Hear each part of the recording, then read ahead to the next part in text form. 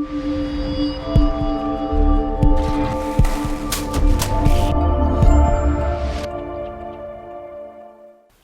and welcome to Brian's Got Game. I'm Brian, and today I've got a game called Islands in the Mist. Islands in the Mist is a 2 to 4 player strategy game by Volker Schachtele and published by Stronghold Games. In this game, players are discovering a lost island while being blown in all directions in a hot air balloon. On a player's turn, they move their balloon based on the wind direction and wind speed. They then select the tiles they want to play, and they can use them for energy or lay them down around their balloon. The trick is that the player to the right of the start player gets to roll the dice and determine the wind's direction. Points are gained by creating groups of similar terrain tiles starting from each coast, placing city tiles, and discovering monuments. The goal of the game is to connect the 6 coastlines to the launch point to the spot in the center of the island. Once the players do this, you finish that round, then it triggers one last round, and then you score. It's a quick game with interesting mechanics and a super cool theme. So let's check it out, and then I'll show you how to adjust for bad winds, how to gain energy, and we'll discuss a few modules that also come in Islands in the Mist. To set up, begin by giving each player a player board, and give each player a power bar. Then take all the starting tiles, they're starting tiles because they have these little S's on them, so mix them up and have each player pick one, and then place it in the first spot on their spyglasses, and then the rest of these are put back in the box, they won't be used. Give each player all of their little wooden pieces, so they have their balloon pawn, that'll be there, and then their wind direction pawn, and that will go in their little compass. And each player gets a set of those. And they also get one of these little power meters. The player who's going first gets 5, and then the player after them gets 6, and then the last player gets 7. Then you lay out the clouds. In a 3-player game, we get 5 clouds. In a 2-player game, you get 4, and in a 5-player game, you get all 7. And then we also have 2 dice, which you give to the player on the right who's taking the first turn, so he's going first, so the dice go there, and then place this bag with all the tiles in it nearby. And then there's also a score pad, but I'm just going to keep that off to the side. You are now ready to begin. So the first thing that happens in a round is the starting player picks a tile from the bag and places it on one of the clouds, and then they go through and do that for all of the clouds. Then the player sitting on the right of the starting player rolls the dice. So the dice we have here, one of them is a direction die, that's this one, and then this other one has other things that are added. So the direction indicates which direction the wind's blowing. So since it's a hexagon, you can only have 6 directions. So there's east and west, and then northeast, northwest, and then southwest and southeast. So we rolled southwest, and then the player who rolled the dice they have the option to re-roll each of the dice once. So I'm going to re-roll the direction northeast. So then the first player goes. They move their little indicator to show northeast. And then that player moves 3 northeast. And they move 3 because that is the spot, that's the number on the spot that they are, where their balloon marker was. So they were on the starter spot right there. And the number on that is a 3, so they get to move 3. And we're going northeast. So 1, 2, 3, they move in the direction of the wind. The second thing you do on your turn is you get to choose any of these tiles, or any of these clouds, and you take all of the tiles from that cloud. So there are different couple types of tiles. These are the basic ones. That is plains, it matches the plains area, that's the mountain. And then there's also forests, and then this is like a canyons, and then there's also a marsh one and the sand. There's also these special ones, which is a wild, which count as any and all of the 6 regions. And then there's also cities, which I'll talk about in a little bit, and then that is... so the goal of the game is to connect all of these coastal regions to your launching pad, which is the center spot. And you do that by placing the tiles to connect the coastline to your spot. So they're going to draw a tile, and then the first thing you do is you take the tile and put it onto one of your open spyglass spots. If you're unable to, then you have to discard it, and then you gain an amount of energy equal to the number on the tile you discarded. And you can choose to do that if you want, but they're going to keep the wild because it's a pretty good spot. Then you can choose to place tiles off of your spyglass. So we're going to put the wild right there. And if you play a wild on any of these blank spots, nothing happens, you just play it there. But this is a special spot. It has the 3 elixir or whatever it is on it, the power. So you put that on, and then you gain 3 power because you covered it up. You get 1, 2, 3. And when you're placing the tile, you can place the tile in any of the 6 spots around you, but not the one you're in and no farther. Then this player goes, so they move 3 northeast, and then they're going to pick up the monument and place that at the spyglass. So the monument is cool because whenever you place it, it doesn't do anything. But at the end of the game, the player with the most monuments scores 3 points per monument, and then the player with the second most scores 2 points per monument, and then the person with the least, and then the next person scores 1 in a 4 or 5 player, in a 4-player game. The last person scores 0. So they're going to place the forest there on the same elixir spot. It's a pretty good spot. You go 1, 2, 3, and then they're going to take their monument and place it on this kind of random tile there. And another thing about the monuments, and the cities for that matter, they aren't terrain tiles. So all of the tiles except for these 2 count as terrain. So it actually, these non-terrain tiles block connections. So if I put that there, and then later on I played something like that, that doesn't count as connected to the landing pad because that monument is there.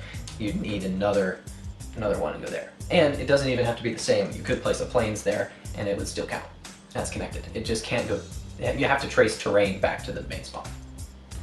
So we're going to place this out of the way so we don't really have to worry about that.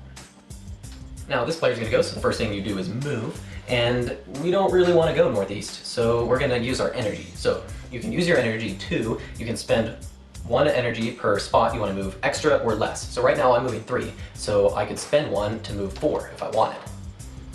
Or I could say, oh, I only want to move 1, so then I'd move 1, and then I'd have to spend 2 energy to slow down from that 3. Another thing you can do is you can slow down all the way down to a stop, so I'd spend 1, 2, 3, completely stop. And then, if you wanted, you could spend another 2, which is indicated right here, minus 2, to change the direction of where you want to go. So, say I want to go that way, southwest. So then you can spend more 1s to move spaces that way. So I'm going to spend 1, 2 more to move down there. Then we're going to place our sand, then you draw, and we're going to draw the city, and then we're going to place our sand tile on this volcano. So volcanoes are bad, you want to cover them up, because if they're left open, you can see them at the end of the game, then you get the negative points listed on them. -3, -5, -4, -5, -2, and -6. But if I cover it up, then I don't lose those points at the end. And here's a closer look at the volcanoes. This is the same one that I covered up. Then, the other card that I drew is this city, right there. So cities are kind of like the monuments in that they also block the connections, but I'm going to place it there. And cities are worth 1 point for every terrain tile around it. So right now, at the end of the game, I would get +1 more point. But if I have other terrain in the tiles around it, now it scores +2. And then it is terrain, so if I place another city next to it, it doesn't count. And if I place a monument next to it, that doesn't count as a terrain tile next to it either. So that was the end of the round. Now you determine the starting player for the next round.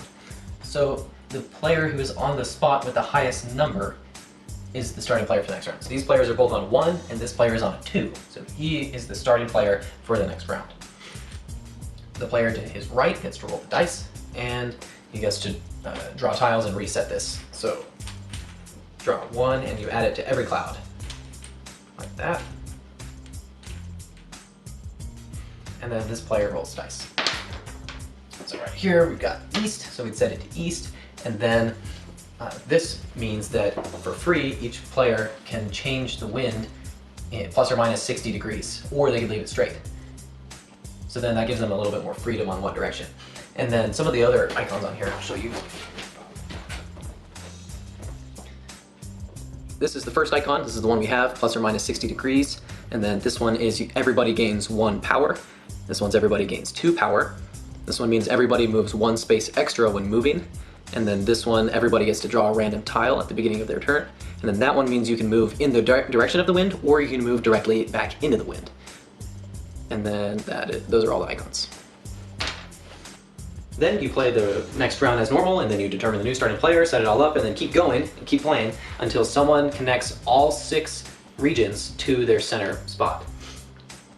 Once that happens, that round finishes, and then everybody plays 1 final round, and then you score. So let's take a look at a final board.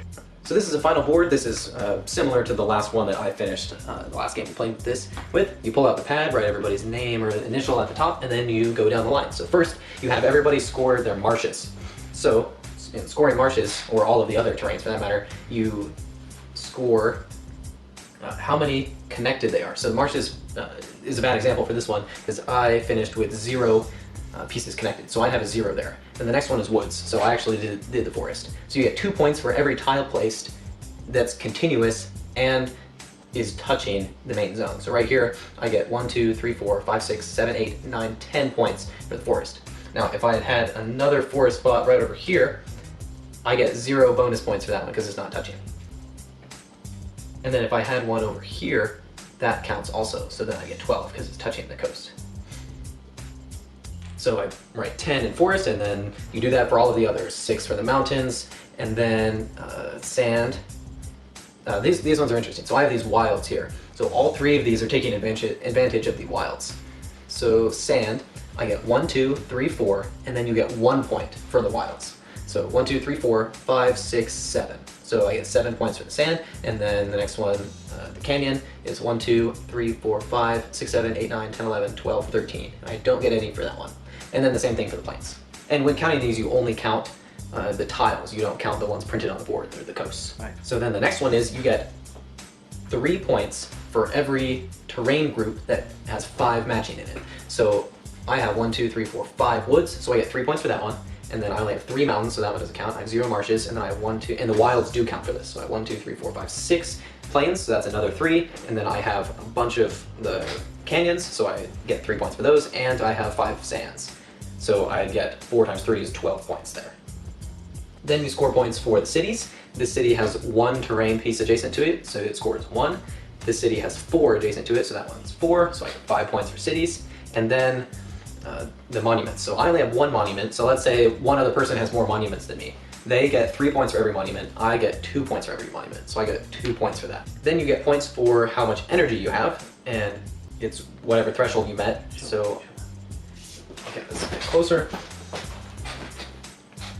It has the energy value in the green, and then these are the point values. So if I had 3, then I'd get 2 points, and then I'm in this zone, I have 9, so I get these 4 points. Then this one is if you're the first player finished, you're the player that triggered the final round, you get 10 points, and then all other players that finished get 5. So I was first finished, so I get 10 points there.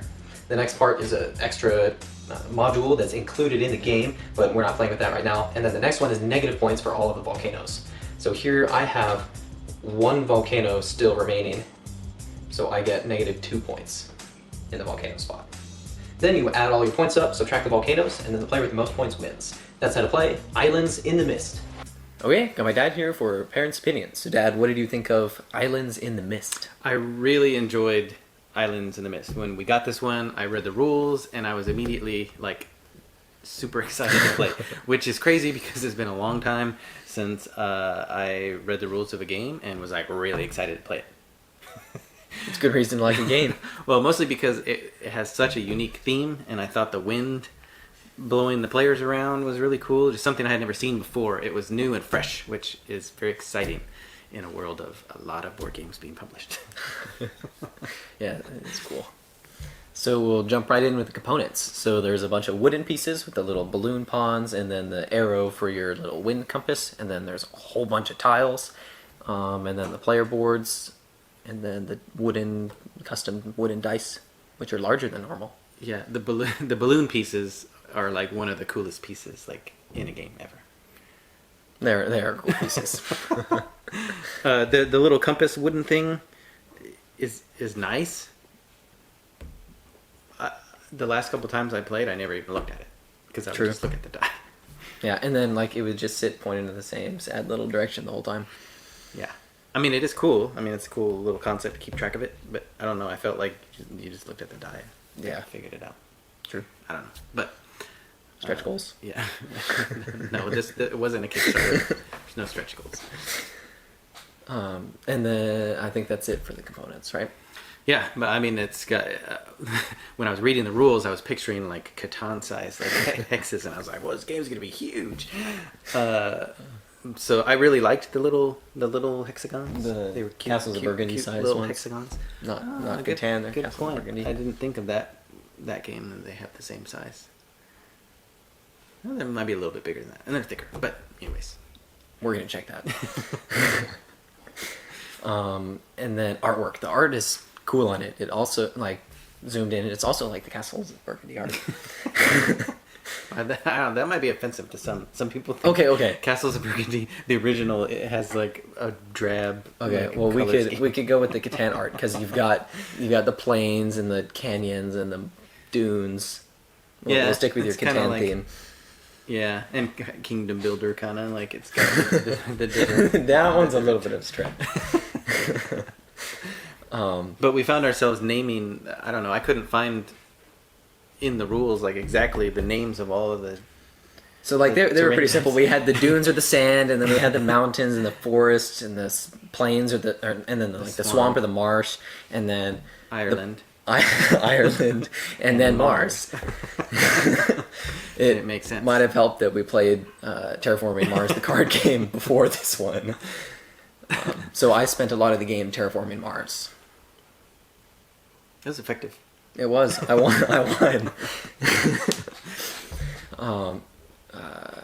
Enough about the artwork. Strategy. It's a strategy game. You gotta go through and connect. I noticed. So the first 2 or so times we played, immediately, like we went out and built 3 columns, immediately connecting the thing and then ending it, and we all scored super low. Yeah. And then the last couple times we played, we actually like went out and kind of cultivated our little farm, and then it ended. Yeah, which is dangerous because the other person might be cultivating it much better than you based on the tiles they're getting. Yeah. So and try to end it when you're ahead. Yeah, and the very first time we played, we didn't use our energy like at all. We were just getting blown all over the place, and and our boards were very similar in that They were empty. no, the same areas of the island were discovered. Oh yeah, so we with were just different fighting tiles. over the tiles the whole time. Yeah, and so Meaning that you got all the good tiles, and I got left with putting the plains up by the marsh, and then all the mountains over by the Ireland. I can't help that you were new. That I went second, and you got to pick all the good tiles first. But the energy, using the energy effectively, I is important. I think is key because you can stop, change direction, go where you really need to go. And get away from the other players. Yeah, if you're just getting blown around, like it could go really bad for you, and you don't have a future in ballooning. And then adding in the modules really makes a difference. So the module 2 adds in the trading hub. It's the harbor. Yeah. And then you can go there and you Catan style trade in a tile, and you can take 2 back, or depending on how far you moved into the harbor, then you can take 3 back or 4 back. Meaning you can turn in 1 tile and get 4 tiles back in 1 turn. Yeah, which is nice. Except the only downside is that you only have 5 5 slots, and you can't place them while you're up in the harbor. So you have to leave them in your hand till the next round. So you can get lots of energy. Yeah, but I thought the harbor was kind of cool. You start out with that little harbor like building tile, so you have to place that first. Which I did so on you my gotta first get that turn. out. So Yeah, like, I went a little bit later, and then I kept getting stuck on the edge, and then Lincoln kept stealing all the tiles, and Yep. yeah. and I terraformed Mars. And then module 3. So they're dual-sided boards. So the third module, you flip the board over, and the island looks different, which is kind of cool. There's less of each coastal type, and then you actually start with 1 less spyglass, which is kind of interesting. Early on, I feel like that would kind of hamper you a little bit, but then you have some new tiles that you can get more spyglasses with. You can get more monuments. You can what was the wind one? You can go choose to move 1 to 8. and then the harbor one comes in on that case too. So that kind of mixes it up a little bit, makes it fresh. And that one is the advanced version. Yeah. They call it beginner, intermediate, and advanced. You don't have to play. You don't have to play with them. Yeah. Though what I really liked from a strategic, but also from like a designing aspect, was that if you're going first, play goes clockwise. The player to your right rolls the dice. So the player who's going last determines where you're going, which means they don't get all the good tiles, but they get to choose where they're going. And I thought that didn't really hit me until the second game or so, and I was like, oh, that's a lot of power. Yeah, and somehow you kept getting the guy who was rolling the dice. It's because you kept being the guy. Well, I wasn't where it's on the planning on biggest where I was tile. ending up, but it seemed like you were always planning on being Being on a lowest. low one. And then So now I know your strategy, and the rest of the internet does too. True. It's a good strategy. It works. And then I would also like really pay attention to other people's boards. It'd be like, oh, he's north. Oh, he's kind of north. Okay, we're going north. So then you guys would just bump into the wall every time. Yeah, play with the harbor. And then there are a couple other things, but I like the significance of the person who's going last gets to choose the direction. And then easy for kids. I mean, we played it with Link. He picked it up. Yeah, he actually played the second module with us, and he won. Yep. So he's 10. You guys both of you, instead of building pillars back or like building a farm and doing it, you guys built a crescent moon and then connected it with one thing. Yeah, it was pretty ugly. Yours looked really nice. It was. Like the face of Mars. I had a lot of planes too. And all the wilds. And all the wilds. It was the one we used for the example. But yeah, so I think younger kids, 10 and up, what does it say on the box? 10 and up, yeah. Yeah, I mean that seems about right. And I mean, if you have to, you just play the base game a couple times till they kind of get it. Yeah, before they're ready for the modules. Yep. So overall, I had a lot of fun with Islands in the Mist, which we never called by the right title while we were playing. I did. I never did. Because you were terraforming Mars, the balloon game. Pretty much. Or just the balloon game. Yeah, so I, again, like I said it kind of at the beginning, this was like a fresh, new take for me. Yeah, like we hadn't played anything similar to this before. Yeah, and I really liked the wind thing. How, we were all on unique boards, but the wind was affecting everybody the same way. Oh, and I had this really cool idea to get a top-down time lapse of everybody's board in the same orientation. So then, like, you'd see everybody's balloons kind of moving in the same direction, but also kind of being on different spots because, like, you're different, but they're all generally moving the same way the whole time, except that the camera died. So if any of you guys play this game and do that, I would love to see that. Yes. I don't know how you do it. Put it on social media, tag us, email it at briansgotgame@gmail. Yeah. And then we'll share it somehow, because that would be cool. Islands in the Mist by Stronghold Games. Yeah, definitely check this one out. It's brand new, just came out. And keep your eye on this one. I've been hearing some really good things about it from other reviewers as well.